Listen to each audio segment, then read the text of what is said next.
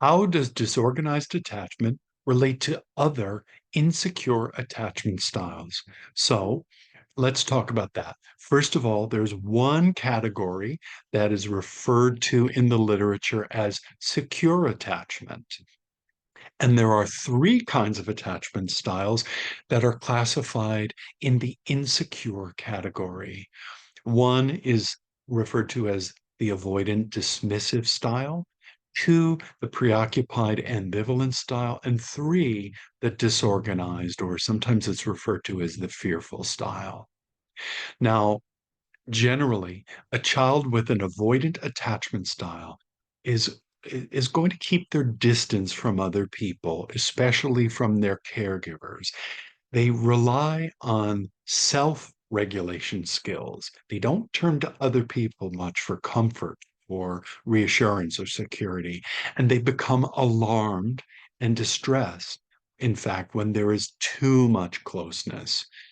That is a child that downplays and minimizes their needs. But inside, this child is likely to be highly emotionally distressed. But on the outside, they appear calm, aloof, and typically indifferent to closeness and intimacy. What's also frequent is that this is usually a child that struggles with alexithymia.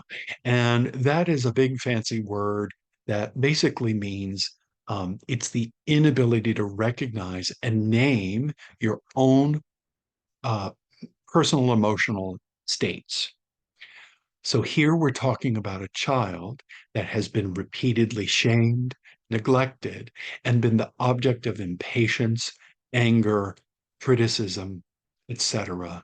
And this child learns to become rigidly self-reliant and to stay away from their caregivers.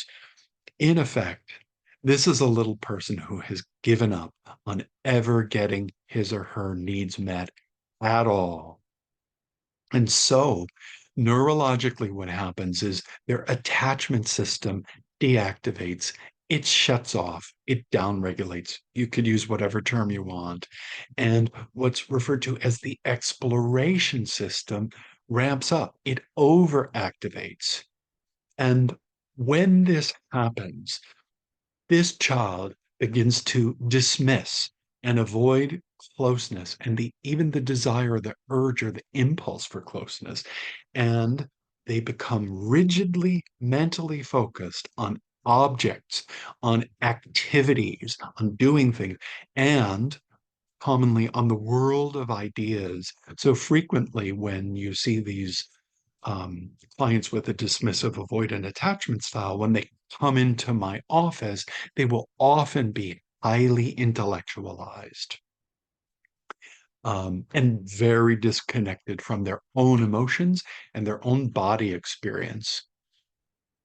So this is quite different than a child who has what's referred to as an anxious, preoccupied attachment style. Sometimes that's called ambivalent style. Such a child will become anxious and alarmed with too much distance. So it's kind of like the opposite of the dismissive style. They're going to be prone towards being fearful, towards being nervous, and generally feeling elevated and frustrated. And they will repeatedly reach out to other people for help emotionally regulating because they can't do that on their own. This is a child that amplifies, they turn up the volume on their needs, and they always are scanning to try to find a connection. Because this little one has deficits in self-regulation, they're not good at calming themselves down and making themselves feel, helping themselves to feel safe and secure, then it's very, very, very hard, if not impossible, for them to soothe themselves.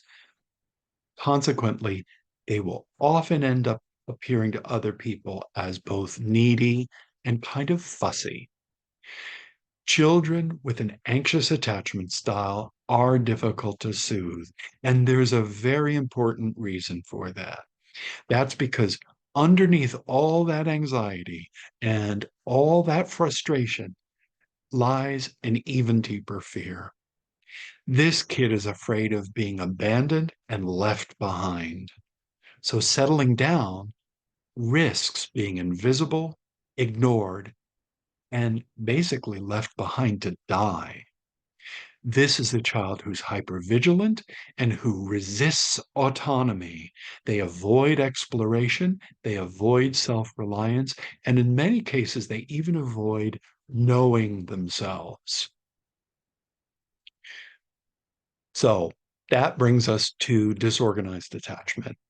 When it comes to this style, this child's attachment impulses get conditioned to fire right alongside their survival system, their threat brain. I call it the attachment brain and the threat brain. They're distressed and they're trapped because there's no good, reliable way for them to feel safe. They, this is a child who feels that if they turn to their parent for help, then they're likely to be attacked or ignored or punished or shamed and humiliated. So if the child stays away, he feels terrified. If they stay away, they feel overwhelmed and unbearably alone and isolated. In an attempt to find relief from this chronic, constant, overwhelming stress, this little person does something very sad. They numb out and they disconnect. And this is what we call dissociation. This deep, intense conflict often will show up in both the child and later on as an adult um, in somatic symptoms and things like GI problems, pain syndromes, migraines, and such are quite common in people with disorganized attachment styles. So remember, a person with a disorganized attachment style has a tortured mix of being both highly anxious and highly avoidant. This leads them into confusion and into difficulty in forming healthy, stable relationships, and especially romantic and intimate ones. I'd like to also point out that a healthy, secure attachment parenting style is one that provides security, predictability, and safety to an infant or to a child. This parent or caregiver is reliable in meeting the child's physical and emotional needs.